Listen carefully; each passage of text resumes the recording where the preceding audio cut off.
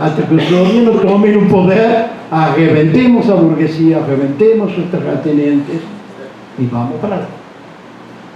E esses malucos começaram a crescer, a ter cada vez mais peso. Agora vamos a esse problema. Se chega a outubro, se chega a segunda revolução, uma revolução que volta a mudar o regime político e começa a partir de aí a mudar as bases socioeconômicas. Agora, vou tomar, antes de avançar, voltar a perguntar: é possível uma outra revolução russa? Eu acho sim, porque as condições objetivas de gerar furacanes estão no mundo todo. No mundo todo explodem situações de luta e mobilizações de trabalhadores e povão que querem mudar a coisa. Não é isso o que está faltando para que volte a ter outra revolução russa. Falta uma outra condição que agora vou a pegar, que é ter uma direção disposta a ir para frente. Lamentavelmente, quem dirige a maioria dos processos são correntes políticas que sustentam uma posição parecida àquela dos cessaristas ou mencheviques na Rússia. Vamos nos manter no campo da própria burguesia sem mudar a coisa. Vocês viram no vídeo. Esse mundo é o mundo que não está deixando o capitalismo.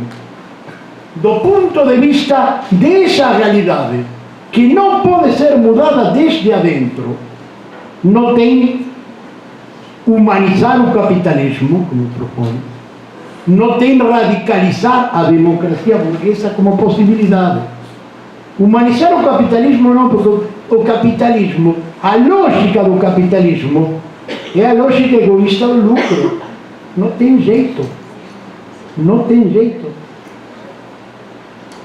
Eu estive faz pouco tempo em Mariana, em Minas Gerais. Perto dessa cidade foi o desastre da São Marcos. Conhecem isso? Que explodiu a barragem? Bom,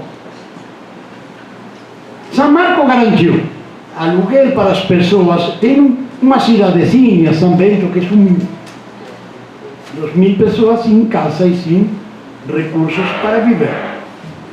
Garantiu aluguel na cidade, agora está construindo uma nova cidadezinha, mas destruiu o rio. Tem uma multa para despoluir o rio. São Marcos não paga, pagou 1%. Esse é o capitalismo. Queria que o cara seja ruim per se. Se ele tem de pagar o custo, não tem lucro. Então, negocia com o governo e com o Estado, não pago. Estão destruindo a previdência, a aposentadoria. Aqueles que impulsionam destruir a previdência e a aposentadoria são os mesmos que têm uma dívida de bilhões. Banco Itaú, JBS, Esse é o Estado capitalista. Democracia burguesa, vamos lá. Eu gosto de escolher meus representantes da liberdade, mas vamos falar sério. É uma democracia para eles. Se você olha para o Brasil, tem um cara que está sempre, Meirelles. Está Lula, está Meirelles. Está Temer, está Meirelles. Quem votou no Meirelles? E quem é o Meirelles? Ex-presidente do Banco de Boston, ex-presidente da JBS. Tá? Você muda o partido, a burguesia sempre está lá. Então, radicalizar a democracia, que quem sempre está é o Meirelles, fala sério. Possibilidade do socialismo, uma segunda discussão. Além da análise dos problemas que se apresentaram na URSS nas décadas posteriores, que isso vai ser objeto do debate na tarde. Mas aquele sistema, ou seja, você tira campos, fábricas, bancos da burguesia centralizam no Estado e planejam o funcionamento para satisfazer necessidades. Mesmo gerando num país que não era dos mais adelantados, ficou isolado. E, aliás, surgiu na palestra da tarde, vamos ver, uma burocracia que parasitava e que erodia um pouco as bases. Mesmo nessas condições, o que esse sistema conseguiu é inacreditável. Eu vou dar um exemplo. Quando se dava a Revolução, a relação entre o PIB per capita, se entende esse conceito, quanto correspondia a cada pessoa, entre Estados Unidos e Rússia era 20-1. Quer dizer, tinha 20 vezes mais por pessoa. Algumas décadas depois, essa relação tinha diminuído a entre 4 e 5-1. Ainda que ele era mais poderoso, mas o sistema tinha quadruplicado o nível de criação de riqueza e também de distribuição que os Estados Unidos. Imaginem então esse sistema aplicado nos Estados Unidos. Se naquele país mais pobre conseguiu isso, isso não era só que era riqueza para cima. O movimento operário e as bases conseguiram muita coisa. Primeiro, o emprego estava garantido. Era um direito do cidadão ter trabalho. Não tinha desemprego. Você tinha direito de exigir ao Estado que não trabalhar. E o Estado tinha que dar um emprego. Segundo, tinha moradia. Algumas eram muito feias, porque o estilo que criou o stalinismo era quadrado, cinza, às vezes era muito feio. Não sei quem gosta aqui ou não, mas eu não gosto de Brasília. Tem aquele jeito, e isso que ele é artístico, que é o Niemeyer. Mas era a arquitetura de Niemeyer sem a criatividade de Niemeyer. Mas tinha moradia. Todo mundo tinha sua pequena, era feia, mas tinha moradia. Tinha saúde, porque eliminou as piores enfermedades. Tinha educação.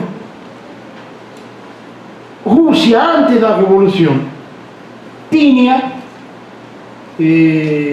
espaços de cultura.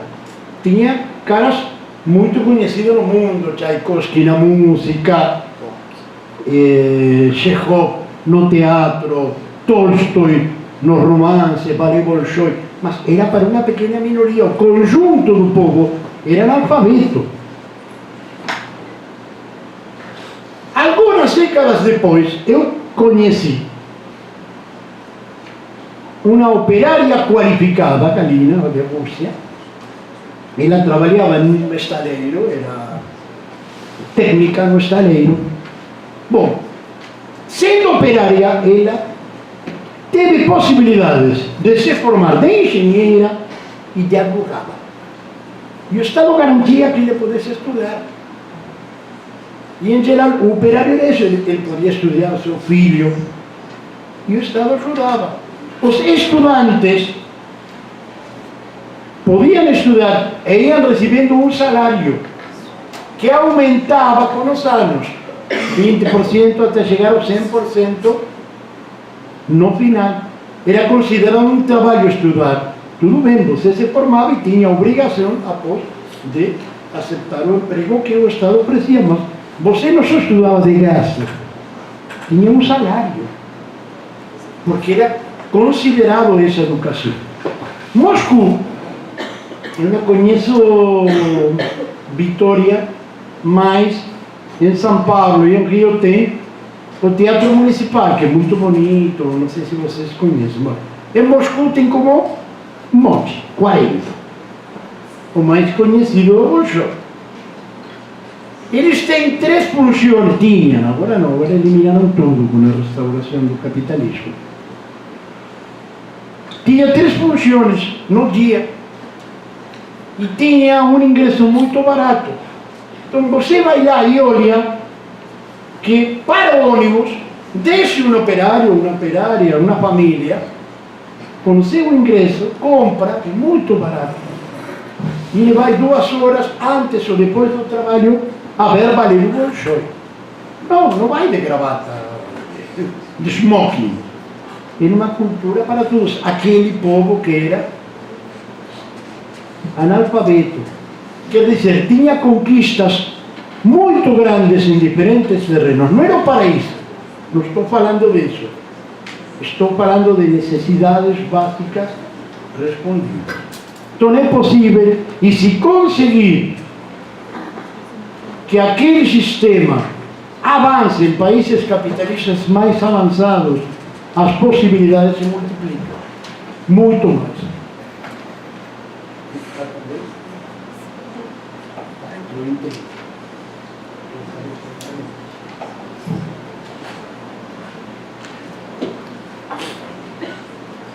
Bom, agora vamos avançar em algumas lições, mais rapidamente, porque o tempo está se encurtando. O ponto de inflexão em uma revolução é o que se chama tomada do poder. Quando aquele processo revolucionário vai para um momento que é a insurreição e o povo organizado pega o poder da classe inimiga. Aqui tem uma outra discussão agora muito vigente na esquerda. Por definição, uma revolução é uma ruptura. Não pode ser uma continuidade. Você não pode mudar uma sociedade como a que hoje conhecemos desde dentro, pelo que já falei. E nesse sentido, a revolução é um fato violento. É como o parto. Você olha para o parto e ele esteticamente aparece feio, tem sangue, tem um menininho lá tudo moradinho, está mais sofrendo porque tem que... Mas é um dos fatos mais belos da vida. Está surgindo a vida lá. Mas a revolução é como essa. Você olha de fora e é feia. Tem tiros, tem fome, tem sujeira. Você analisa o que está acontecendo e está nascendo lá uma nova sociedade no marco dessa violência. E é violenta não por escolha de quem está fazendo a tentativa da nova sociedade. É violenta porque quem está tendo o poder e a propriedade não dá de graça. Você não pode ir e falar para um burguês: cara, chegou a tua hora histórica, me entrega a sua fábrica, me entrega o poder. E o cara vai falar para você: me convenceu. O cara vai chamar as Forças Armadas e vai tentar arrebentar você. Vocês viram o que aconteceu na Brasília num protesto faz pouco tempo. Imagina se você está procurando. É violenta. Não tem outro jeito de ser assim. Porque isso aí é uma classe e um sistema que tenta sobreviver e é um novo sistema surgindo que tenta arrebentar ele. A revolução como tal tem uma combinação muito contraditória. Num sentido, ela é a mais democrática das coisas, o mais democrático dos fatos históricos, porque o trabalhador e o povo de conjunto impondo a sua vontade. Um cara chamou a revolução é a democracia em ação. Mas ao mesmo tempo é autoritária, porque você tem que arrebentar um cara. E isso se junta para impor a sua democracia, tem que arrebentar aquele cara. Então, quem fala da revolução pacífica, humanizar o capitalismo, radicalizar a democracia, ou não entende de história, ou não estudou a história, ou propositalmente ele tenta confundir. Porque não surge da história nenhuma mudança histórica importante e profunda que não surja da violência. Marx fala que a violência é a parteira da história. E tem razão. A própria burguesia surgiu com violência, impondo suas coisas. Segunda questão. Se vai impor uma coisa cujo nome assusta: ditadura do proletariado. Assim se chamava Marx. Você olha para lá e ditadura, como é que é isso aí? Bom, vamos ver. Proletariado é movimento operário. Muda esse nome se é feio. Ditadura, sim, porque é a ditadura da maioria sobre a minoria. Hoje, você tem disfarçado uma ditadura da minoria sobre a maioria. Vai tentar pegar a fábrica do seu patrão, vamos ver o que acontece. Mesmo que a maioria dos trabalhadores quiserem isso aí. É uma ditadura. Aquela é uma ditadura da maioria sobre a minoria que você tem que tentar reemplaçar historicamente. O conteúdo social de aquela forma que aparece como violenta é a mais profunda democracia. E, aliás, no modelo que tentaram levar para frente os bolcheviques, era muito democrática, eram os sovietes. Após decorreu um processo, que isso vai ser objeto de análise e discussão na tarde, como que isso se acabou burocratizando. Terceira questão: a estrutura social dos que fazem a revolução. Como marxistas, nós reivindicamos que o protagonista central da revolução é a classe operária industrial.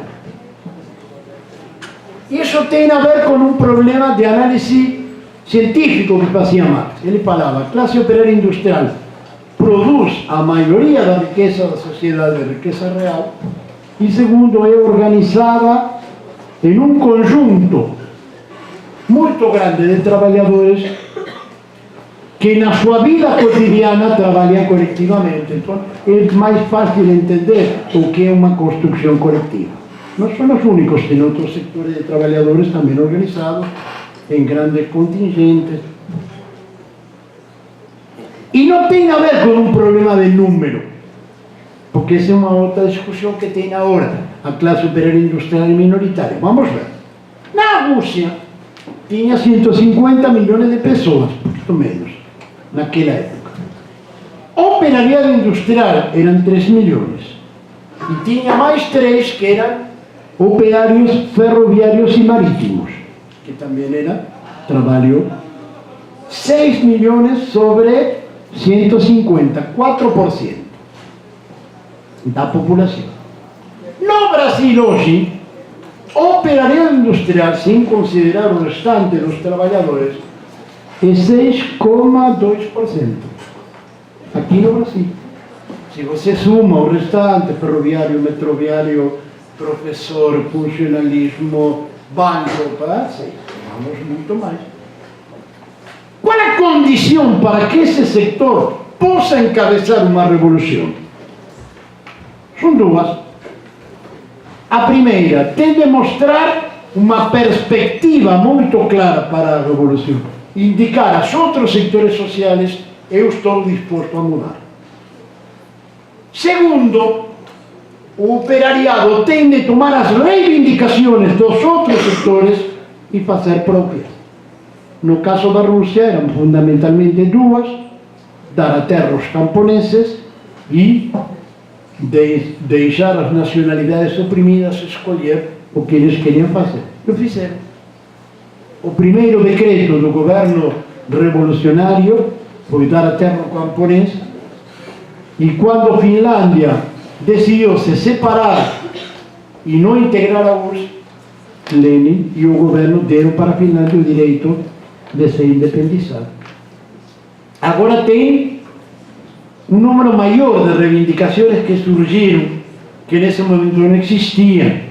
Uma série de coisas que têm a ver, por exemplo, com o que se fala, negritude, o direito de identidade de gênero sexual. Tem uma série de reivindicações que também entram dentro do que é um programa.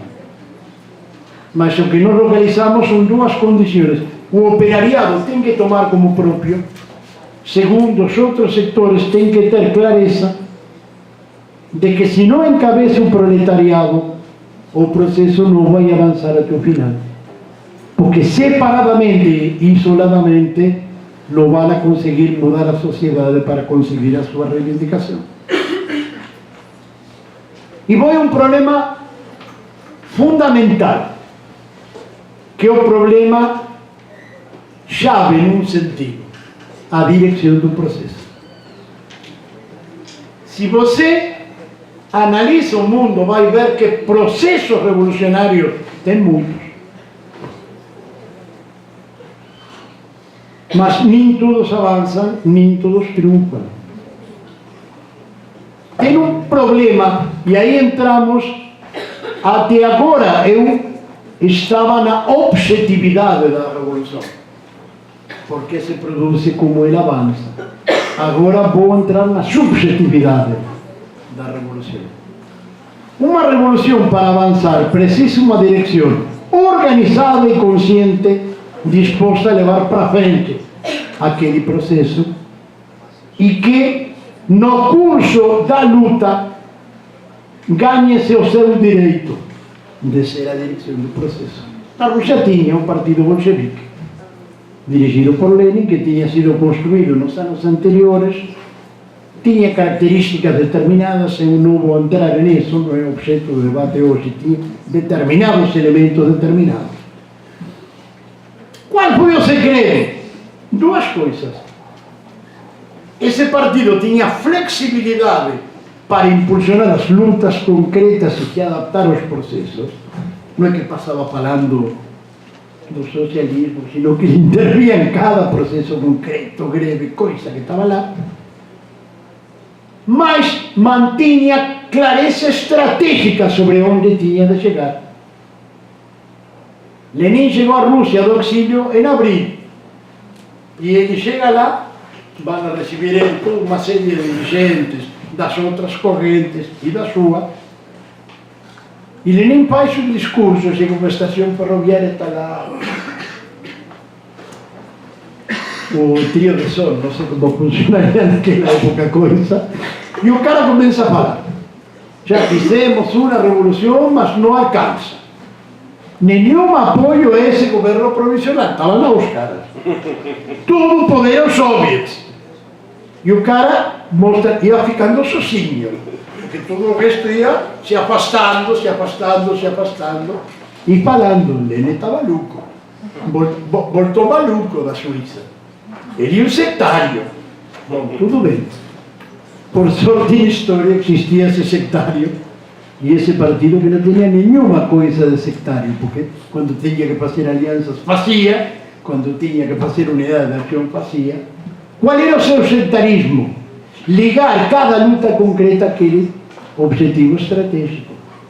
E foi isso que garantiu que a Revolução Russa fosse triunfante e avançasse por sobre aquela experiência fracassada da Comuna de Paris. Fica um ponto que eu acabo aqui, que vamos ver na tarde mais tranquilamente. O socialismo não pode se dar no seu país. Ele tem de ser internacional porque o capitalismo é internacional, o imperialismo é internacional. Se isso não se consegue, vai acabar tendo, como aconteceu na Rússia, um processo de burocratização e após vai cair essa experiência isolada. Mas o que eu acabo de elencar aqui são não só as condições que geraram a revolução, sino também a questão subjetiva da direção, que no estudo do processo histórico é muito importante para que o processo triunfe. A direção tinha sido também na Revolução Francesa. Sem os jacobinos, a Revolução Burguesa na França não triunfava. Toda a revolução precisa uma direção consciente. Agora precisa ser, a meu modo de ver, uma direção operária, revolucionária e socialista, que tenha convicção de que o capitalismo pode ser destruído e a sociedade pode ser mudada. Muito obrigado.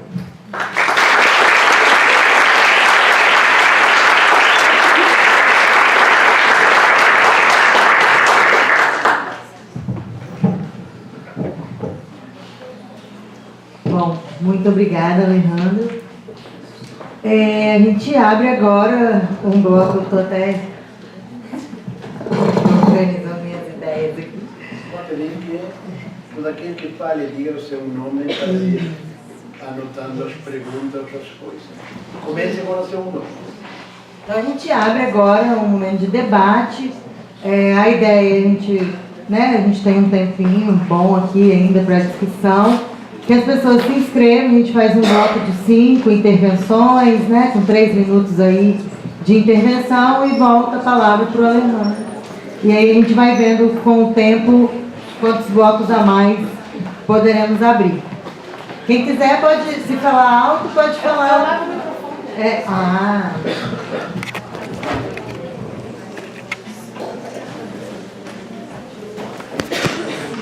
Alguém.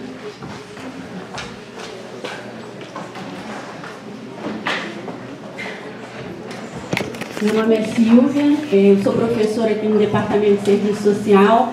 Antes de tudo, queria parabenizar a iniciativa, né, a palestra, que eu acho que trouxe elementos muito assim, ricos para a gente pensar, né, nas possibilidades concretas, né, de tornar possível a revolução.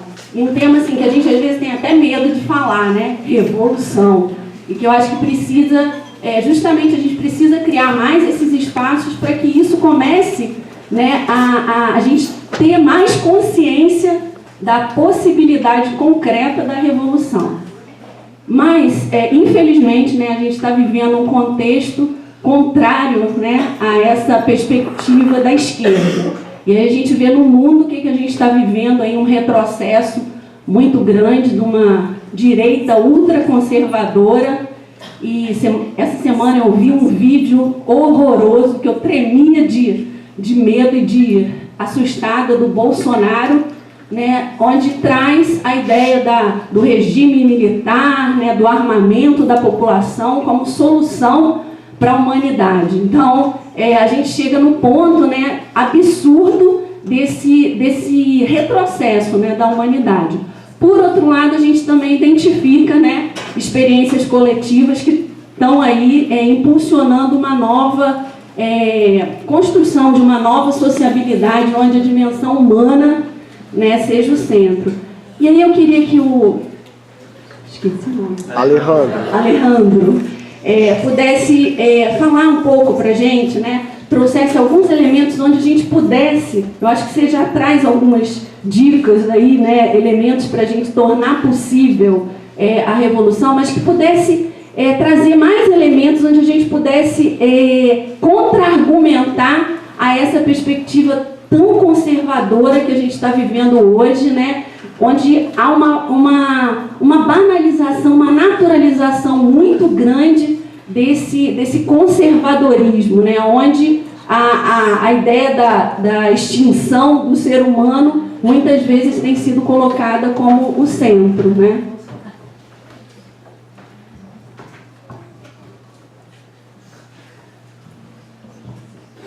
Bom dia a todos e todas. Sou o professor Eliezer Zen, do IFES, né, de filosofia, e gostei muito da fala do professor Alejandro. A gente sabe que a fala do professor Silva é isso mesmo, né? Nós estamos vivendo tempos de ultraconservadorismo, né? E de avanço da direita no mundo todo, né? E aí, professor, eu acho que eu queria ouvir mais sobre a questão da formação da subjetividade. Como pensar em tempos tão difíceis, pensar uma formação de uma subjetividade crítico-revolucionária. Que elementos a gente tem que construir junto ao povo que ajude a pensar para além daquilo que a mídia, que é o aparato hegemônico da burguesia, diuturnamente impõe, projeta na cabeça das massas populares. Como pensar esse diálogo, como fazer esse diálogo. Eu acho que nós estamos perdendo um pouco esse contato, eu diria até bastante, com as classes populares, né? Então a pergunta é mais ou menos nessa perspectiva. Que elementos, como fazer? A pergunta de Lenin, né? O que fazer diante desse descalabro que a gente está vivendo no país, né, da avanço de uma ideologia neoliberal, ultra neoliberal, de desmonte total dos direitos que a classe trabalhadora conquistou a sangue e ferro, como dizia Marx, né? Acho que essa é a questão.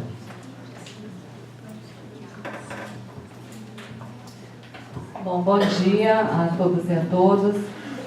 Também primeiro parabenizar aí a organização, né, dessa atividade. Eu acho que é fundamental retomar atividades que discutam o processo revolucionário, como a professora Silvia colocou. Enquanto a gente não começar, né, a falar em revolução e retomar isso, né, como pauta para o Brasil, para a esquerda, no Brasil hoje, a gente vai continuar, né, reproduzindo aquele discurso de que não há o que fazer, de que, enfim, né, de que o PT foi o que foi e é um discurso até sem esperança. Acho que a gente precisa retomar esse debate e perceber que isso é indispensável, né, como Trotsky disse nas palavras que o professor Alejandro trouxe aí. A revolução, ela, na verdade, está se colocando como um caminho indispensável, né? Acho que a gente não tem outro. E aí eu tentei estudar um pouco disso, né, recentemente também, pensando mais na experiência de Cuba, mas eu queria pedir para o professor Alejandro falar um pouco mais sobre esse período de transição, né? Porque eu acho que talvez um outro mito até que se tem, é que após a tomada do poder, ganhamos, né? E aí? Né? E a partir disso, o que fazer também? Acho que a pergunta do Lênin, né, e outros debates que o Lênin traz estão bem colocados nesse período, né, num período de transição, e não exatamente antes da tomada do poder. Então, acho que falar um pouco disso. Há esse momento de inflexão na tomada do poder, mas depois disso também, pensando que os países, né, quando há um processo revolucionário mundial em vários países, não se dá ao mesmo tempo, os desafios desse período de transição. Obrigada.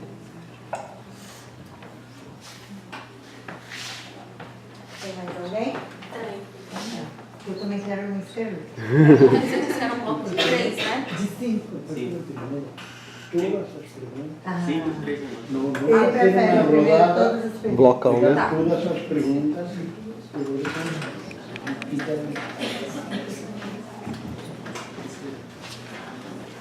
Meu nome é Lila, eu faço serviço social, quarto período. Eu gostaria que ele falasse um pouquinho sobre o papel da religião, no conformismo que ela traz, para que o processo revolucionário se retarde. O papel da religião.